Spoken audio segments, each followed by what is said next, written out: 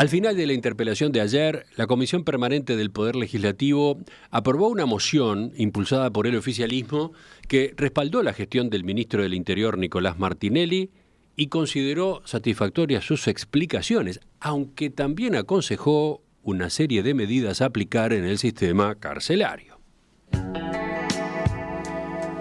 En esos puntos, que también fueron apoyados por el Frente Amplio, se pidió la incorporación de más cantidad de funcionarios y técnicos especializados, mejorar el equipamiento de los trabajadores civiles y policiales y adoptar medidas administrativas de urgencia para la contratación de servicios, obras y personal. También se planteó la creación de un grupo interinstitucional que cree un protocolo de visitas para menores. La otra moción, la presentada por la oposición y que no prosperó, incluía la declaración de emergencia carcelaria y la conformación de un grupo interinstitucional para implementar acciones de urgencia sobre el sistema. Recordemos, Martinelli fue llamado a sala a raíz del asesinato de 6 reclusos en un incendio intencional que ocurrió el mes pasado en la cárcel de Santiago Vázquez, pero además por denuncias públicas sobre visitas de menores de edad a agresores sexuales en la cárcel de Punta Rieles. El foco del debate, sin embargo, fue ampliándose conforme avanzaba la sesión, que comenzó poco antes del mediodía y se extendió hasta avanzada la noche. ¿Cuál fue el resultado? ¿De qué sirvió esta discusión, esta polémica, este trabajo parlamentario del día de ayer? ¿Cómo lo ven desde las familias de las personas privadas de libertad? Estamos a partir de este momento con Gabriela Rodríguez, que es presidenta de la Asociación Familias Presentes. Graciela, bienvenida, gracias por acompañarnos. ¿Qué tal? Un gusto, Emiliano. Buen día para todos. ¿Podemos recordar primero cuándo se creó Familias Presentes y cómo está conformada?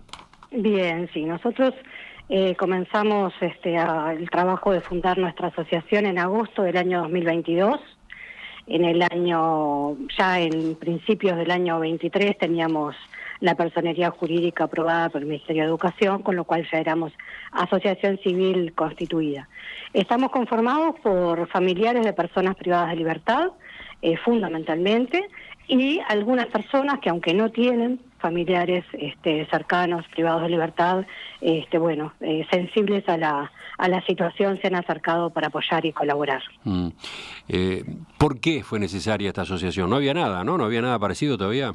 Bueno, que supiéramos no, o los intentos que habían habido en algún momento de organización, habían decaído, se habían desgastado. En ese momento no había ninguna otra asociación civil.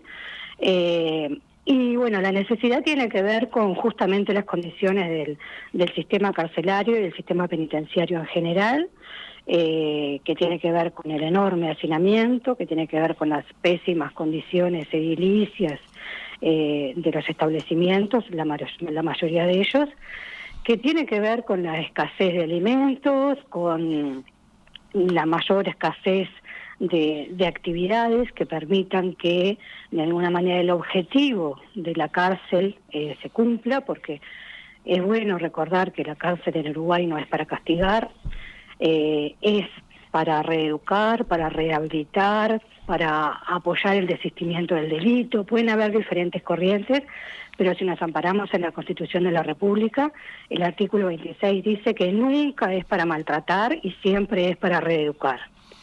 Entonces, hoy las cárceles nuestras, lamentablemente, no están sirviendo para esa misión a la cual fueron creadas. ¿Y qué diálogo han logrado con las autoridades correspondientes? Bueno, nosotros con el Instituto Nacional de Rehabilitación tenemos un diálogo permanente desde el principio. En realidad fue con la primera autoridad que nos reunimos, fue con el director Mendoza y su equipo. Y tenemos reuniones periódicas. El tema es que hay cuestiones que también trascienden, hay cuestiones que nosotros estamos seguros que son de gestión y que podrían mejorar, aún sin recursos y aún con la situación actual, y otras que trascienden, ¿no? Y que tienen que ver con la prioridad que el Ministerio del Interior le da al sistema penitenciario y que el gobierno todo, de alguna manera, especialmente a través del presupuesto, le fue dando al Instituto Nacional de Rehabilitación. Especialmente en el año 23 nosotros visitamos la Comisión de Seguimiento Carcelario y visitamos también las 2 comisiones de presupuesto de diputados y de Senado, juntamente planteando la necesidad de reforzar el presupuesto para el INR, cuestión que sustantivamente no sucedió. ¿Han tenido entonces contactos con la dirección del INR, también con el ministerio mismo, con el ministro, por ejemplo? Sí, con el ministro Martinelli nosotros nos reunimos en enero del presente año, justamente a raíz de los acontecimientos del 27 de diciembre, donde también fallecieron 6 personas en un homicidio sextuple a raíz de un incendio de similares características al ocurrido el 25 de septiembre. En esa oportunidad intercambiamos y también le dejamos por escrito una propuesta, porque es algo que nos caracteriza. Nosotros denunciamos las situaciones, pero también presentamos alternativas a los problemas. Y allí le dejamos una serie de propuestas que tenían que ver justamente con, ante la falta de reforzamiento de recursos materiales, de qué manera se pueden resolver los problemas a la interna de los distintos organismos públicos que podrían estar aportando para la mejora de la situación. A modo de ejemplo, las condiciones edilicias se pueden hacer convenios, acuerdos con el Ministerio de Transporte y Obras Públicas para que hagan su aporte a eso. En lo que tiene que ver con educación, ampliación de la cobertura educativa, que existe pero es insuficiente. En lo que tiene que ver con recreación y deporte, con el Ministerio de Educación y Cultura, con el Ministerio de Deporte, y así, ni que hablar con el tema salud, que está en la base de todo esto, el tema de la atención a la salud mental y al consumo problemático de sustancias. No hay condiciones en ACE, que se convenía con la Facultad de Medicina, con la Facultad de Psicología de la UDELAR, también la Universidad Católica tiene experiencia de trabajo dentro de las cárceles, en fin, fuimos por ese lado. El ministro escuchó, pero después no recibimos más adelante una devolución de eso. Y eso estaba especialmente pensado para los módulos 3, 4, 10 y 11, que son lo que nosotros decimos los módulos abandonados y las personas abandonadas del sistema, al igual que la gente que está en el penal de libertad. Entonces, lamentablemente en esos módulos nosotros seguimos sin advertir cambios sustantivos. Bueno, y acá llegamos a los hechos del mes pasado. Primero, ¿ustedes tienen información adicional, aparte de la que circuló en las primeras horas, sobre cómo ocurrieron los hechos y las responsabilidades correspondientes? No. Nosotros contamos con la información oficial, hemos tenido contacto con los familiares de algunas de las personas fallecidas, pero para nada ahondamos en qué ellos pensaban que podía haber sucedido, porque nuestro rol ahí fundamentalmente estuvo vinculado a acompañar el proceso de duelo, que ya es bastante doloroso, y ya entendimos que lo demás, cuando las personas estén en condiciones de eventualmente hablar de eso, lo harán y en los ámbitos correspondientes. Yendo a la instancia del día de ayer, interpelación, llamado a sala al ministro del Interior a partir fundamentalmente del incendio y homicidio intencional del mes pasado en el Concar, 6 muertos. ¿Qué expectativas tenían? ¿Usted estuvo en el Parlamento? No estuve en el Parlamento en la interpelación, pero sí la seguí de forma virtual. Bien. A lo largo de todo el día. ¿Qué expectativas tenían? A ver, primero eso, ¿qué suponían ustedes que podía dejar esa sesión? Nosotros teníamos la expectativa, y por eso lo planteamos en un comunicado público que le hicimos llegar al ministro, a todos los integrantes de la Comisión Permanente y a la opinión pública, en cuanto a que en tanto esta interpelación estaba centrada en los acontecimientos del 25 de septiembre, y además había otro tema vinculado a ofensores sexuales, pero en lo que tiene que ver con esto, a esa temática, nosotros volvimos a hacer una propuesta de decir, que buscar que esto no vuelva a repetirse a la brevedad. Sabemos que se nos acerca fin de año y son fechas muy difíciles dentro de estos establecimientos penitenciarios, por muchas razones, son fechas emocionalmente desestabilizadoras. Entonces, ¿cómo hacer para que minimizar los riesgos de que esto volviera a ocurrir? En ese sentido, hacíamos 3 propuestas. Una que tenía que ver con conformar un equipo técnico con los técnicos que ya existen dentro del INR, que aunque son escasos, existen y son buenos, para hacer la evaluación de todas las personas que están en el módulo 4, de modo de poder evacuar 400 personas de ese módulo. ¿Y esto por qué? Porque recuérdenos cuántas personas están presas allí. Bueno, en ese módulo había el día de los incidentes 823 personas o 813. Ustedes proponen un mecanismo para sacar a la mitad, digamos. Para sacar a la mitad, porque en ese módulo no debería haber más de 372, que son las plazas disponibles en realidad. Entonces, nosotros sabemos que hay a lo largo del país, en las distintas unidades penitenciarias, más de 400 plazas disponibles en distintos establecimientos.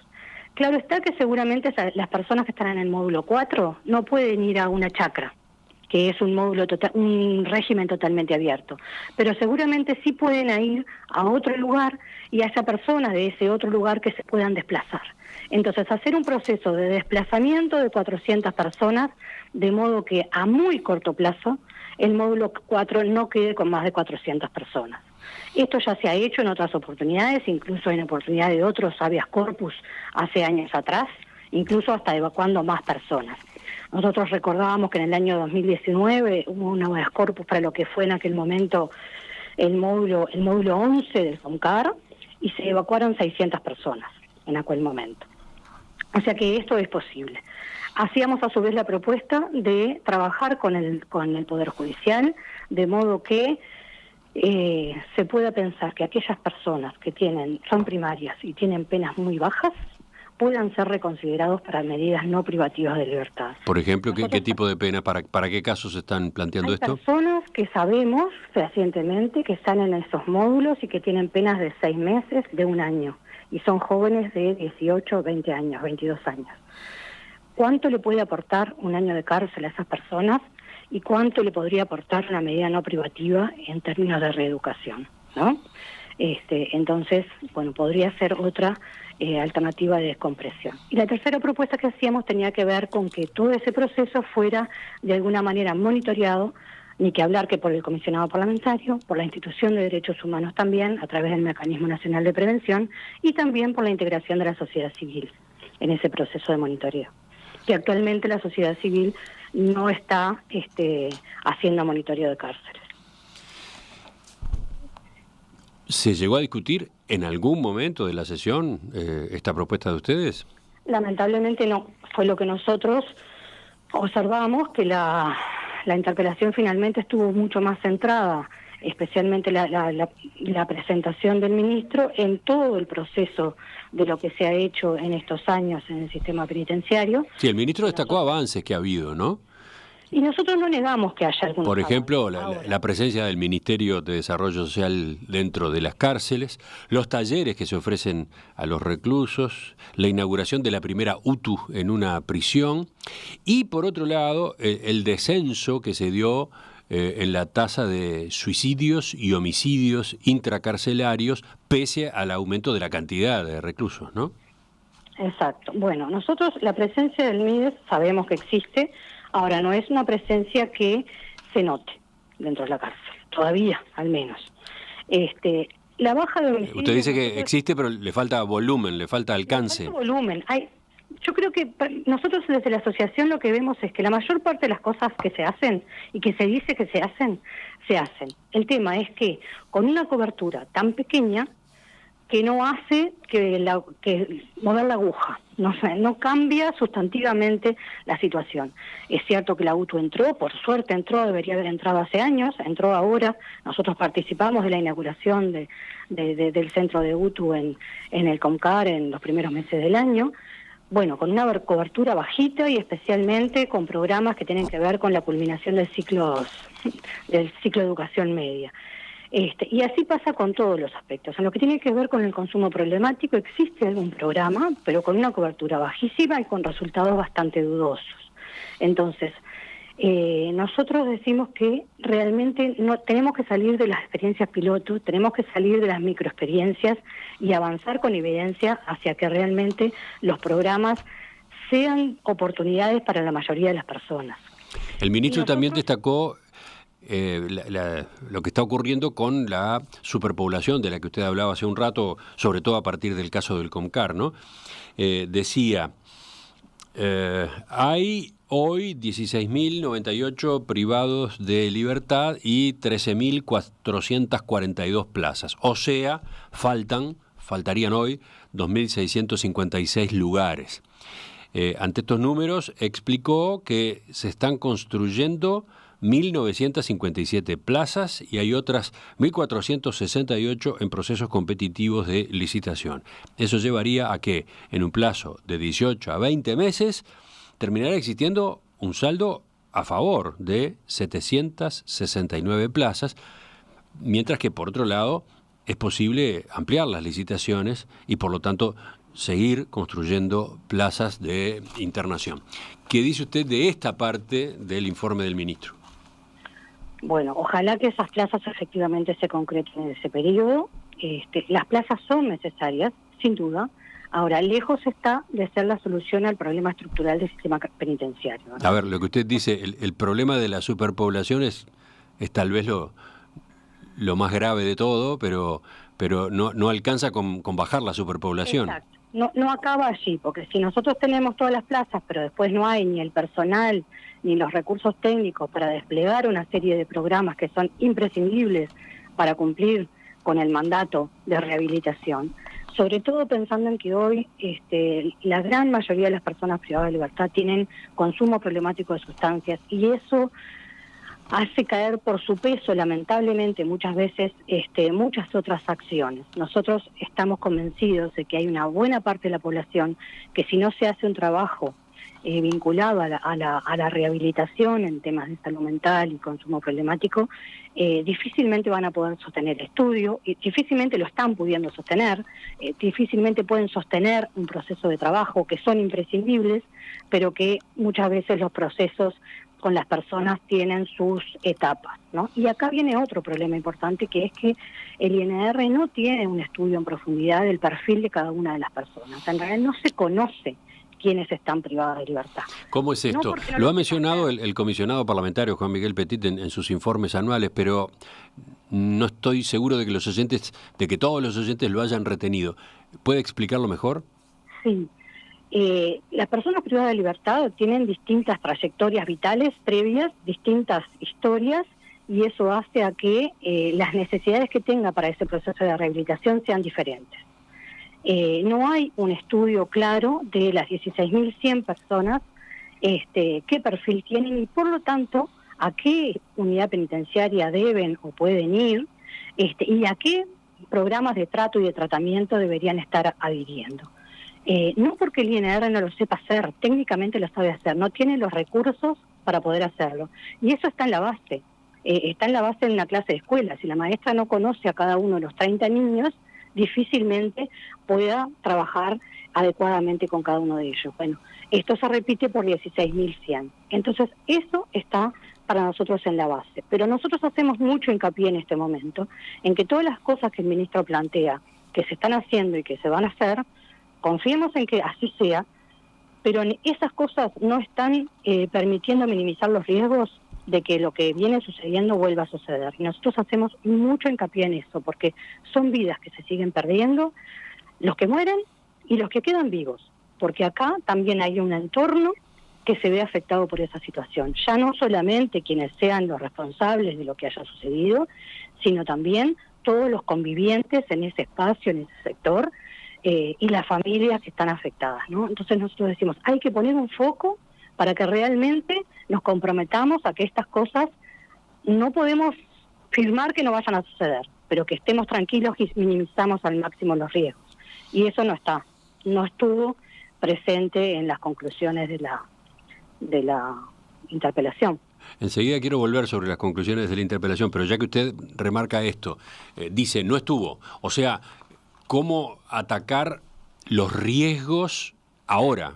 Una especie de plan de corto plazo, de cortísimo plazo, sobre todo teniendo en cuenta, como usted indicaba, que estas épocas de fin de año suelen implicar un ambiente especialmente sensible entre los privados de libertad, que puede llevar a que se den ojalá no, pero puede llevar a que se den enfrentamientos y eventualmente, bueno, homicidios o incendios o agresiones como las que hemos visto recientemente. Esa parte no estuvo. Usted dice que esto no se abordó. Entonces, teniendo en cuenta que ustedes vienen insistiendo en esto, ¿qué piensan hacer? ¿Pasó la interpelación? ¿Eso no estuvo? ¿Y entonces?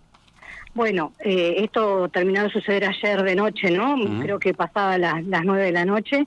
Nos reuniremos en el correo de esta semana y veremos de qué manera seguimos insistiendo, quizá en una reunión con el ministro, quizá en reunión con la dirección del INR. Hoy no podemos adelantar, pero seguramente no vamos a dejar de insistir, porque es nuestra misión, porque nosotros estamos convencidos de todo esto y porque nosotros el 27 de diciembre dijimos que así como quizá la población o el sistema político se olvidara rápidamente de los acontecimientos del 27 de diciembre, nosotros dijimos no vamos a olvidar y vamos a seguir trabajando. Entonces, de alguna manera, fiel a ese compromiso autoproferido por nosotros, vamos a seguir insistiendo con esta temática. Si me permite una pausa, dentro de unos minutos retomamos. Perfecto. Enseguida volvemos a la entrevista con Gabriela Rodríguez, presidenta de la Asociación Familias Presentes.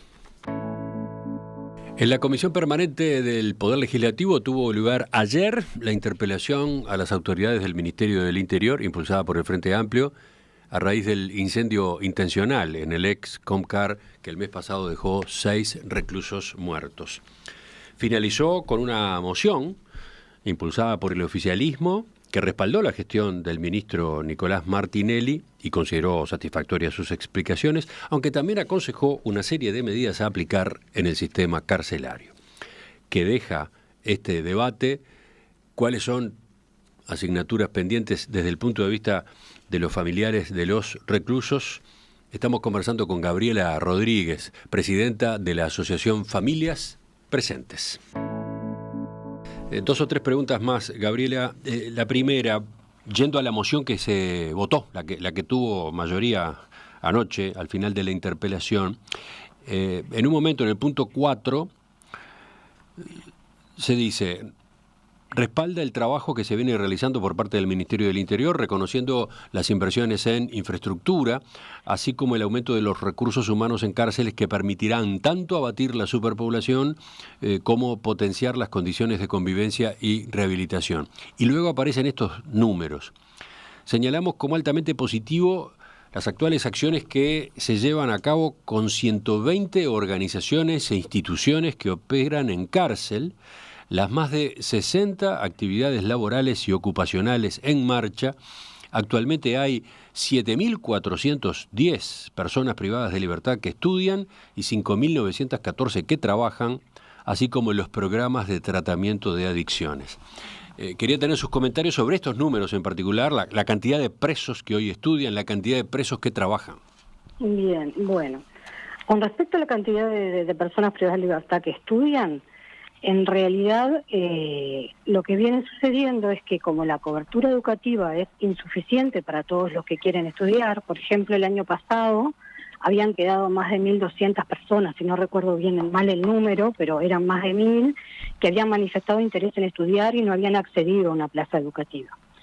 Por otro lado, lo que también sucede es que a veces para poder repartir entre más personas los recursos educativos que existen, bueno, alguien, por ejemplo, tiene 6 materias de secundaria para llevar adelante, bueno, puede hacer 3, porque así las otras 3 se le pueden dar a otra persona. Entonces, de esa manera, está estudiando, sí, pero no está pudiendo desarrollar todo su año lectivo, por ejemplo, en un solo año. Con las plazas laborales pasa un poco lo mismo. O sea, si nosotros pensamos que hay 16.100 personas y que, si no me equivoco, se habló de 5.700. 5.914. Ahí está. Plazas, redondeemos en 6.000. Estamos hablando de que menos de la mitad de las personas tienen acceso a algún tipo de plaza, que no son en general plazas laborales con un salario, ni siquiera con el peculio en todos los casos, ¿no? Muchas veces las comisiones de trabajo son consideradas parte de las plazas laborales. Y una comisión de trabajo, ¿qué puede ser? En el mejor de los casos, trabajar en la cocina. Bueno, ahí puede haber un desempeño un poquito mayor, pero una plaza de comisión de trabajo es también la faxina, la limpieza del espacio común de un sector. Y después, por otro lado, que eso es un tema en el que nosotros hacemos mucho énfasis también, que no solamente hay que ampliar las plazas laborales, sino que hay que hacerlas que sean realmente plazas laborales. Una persona que trabaja recibe un salario que tiene un descuento para la seguridad social, además de los otros descuentos que tiene por ley, como por ejemplo para destinado, el porcentaje destinado a las víctimas, el porcentaje destinado al propio sistema penitenciario. Y esto también hace sustentable un proceso, porque pensemos que si una persona está trabajando adentro, tiene derecho a la seguridad social, mañana egresa, ojalá pueda continuar con esa plaza laboral, si por ejemplo está saliendo con una salida transitoria a trabajar en una empresa privada, o si pierde esa plaza laboral, va a tener durante 6 meses un seguro de paro que le va a permitir reproyectar su proceso vital una vez que salga en libertad. Entonces nosotros entendemos que serían procesos mucho más sustentables. Claro está que para poder ampliar plazas laborales tenemos que contar con empresas que estén dispuestas a trabajar con el sistema penitenciario. Hemos entrevistado aquí, por ejemplo, a ACDE, la Asociación Cristiana de Dirigentes de Empresas, que está en una campaña fuerte en esa dirección, ¿no? Exactamente. Y ellos trabajan con empresas de la entidad de Teima, por ejemplo, y ellos, hace poquito yo estuve en un seminario donde ellos expusieron y pareció muy importante que ellos esto no lo hacen ni como caridad, ni siquiera como responsabilidad social empresarial, planteaban ellos. Nosotros precisamos X cantidad de trabajadores y seleccionamos los trabajadores que necesitamos. Entre ellos damos oportunidades a personas privadas de libertad o liberados, pero una vez que entran son un trabajador más, con los acompañamientos necesarios en un principio para que puedan desempeñarse bien en el trabajo. Pero después son uno más, entonces ahí también incorporamos la no discriminación, incorporamos la inclusión efectiva, ¿no?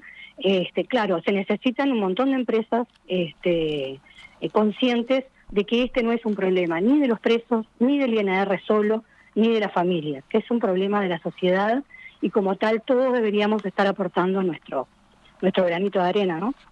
Para terminar, quiero preguntarle por la segunda parte de la moción que se aprobó anoche al final de la interpelación. Es una moción que tiene 12 puntos. La primera parte es la que respalda al ministro y da por satisfactorias sus explicaciones. También incluye lo que hace unos minutos yo leía, el destaque de avances que se han producido en el INR en estos años. Pero después viene una serie de puntos donde hay, planteos sobre lo que hay que hacer, ¿no? Uh-huh. Es llamativa esta parte de la moción. Voy a leer estos puntos. Dice 7. Aconsejamos tomar las medidas administrativas de urgencia para la contratación de servicios, obras, refacciones y contrataciones de personal que sean necesarias para mejorar la situación de acuerdo a los estándares penitenciarios previstos en las normas nacionales e internacionales. 8.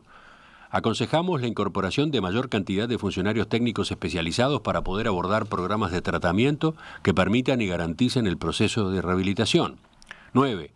Apoyamos continuar con los programas de formación del Centro de Formación Penitenciaria en el trabajo de adicciones con el fin de mejorar el abordaje socioeducativo en cárceles.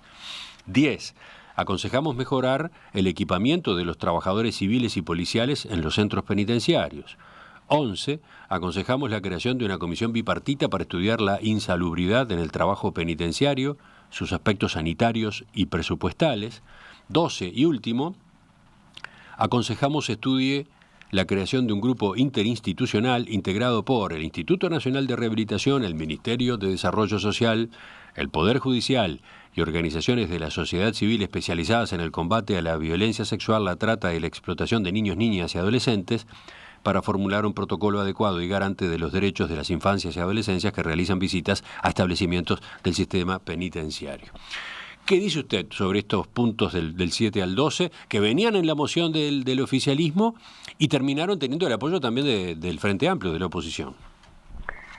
Sí, nosotros decimos bienvenidos. Ahora, también nos preguntamos, ¿por qué ahora? ¿por qué no se hizo antes esto? Porque esto es una necesidad desde hace muchos años. Bueno, no se hizo antes, se hace ahora.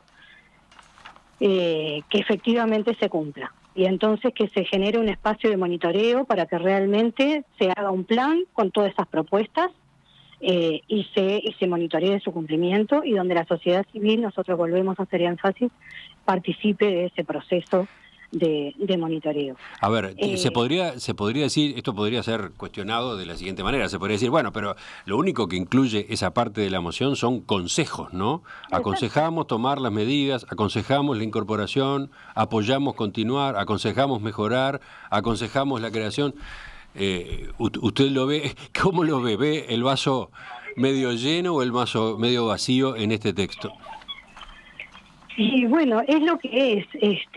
Está, de alguna manera, el propio texto está reconociendo que hay falencias importantes, ¿no? Porque son del 7 al 12, son 5 puntos importantes que recorren buena parte de las dimensiones vinculadas a la rehabilitación que no se está cumpliendo, incluidas los recursos materiales de funcionarios y las dificultades que hay para que los funcionarios trabajen con condiciones de salud adecuadas. Entonces, tácitamente se están reconociendo las dificultades, más allá de que antes, en los puntos anteriores, se reconocían sus bondades, y se hacen una serie de consejos. Entonces, bueno, en tanto consejo, para que realmente eso se convierta en un plan de acción, es que nosotros decimos seguramente, en los primeros comentarios, ¿no?, que pudimos hacer anoche, a las 9 de la noche, vía WhatsApp entre compañeros de la asociación. Bueno, que para que esto realmente se cumpla hay que armar un plan de trabajo y un conjunto de organizaciones que lo monitoreen. Y eso es lo que nosotros también planteamos muchas veces. Este no es un problema solo del INR, es un problema de muchos actores.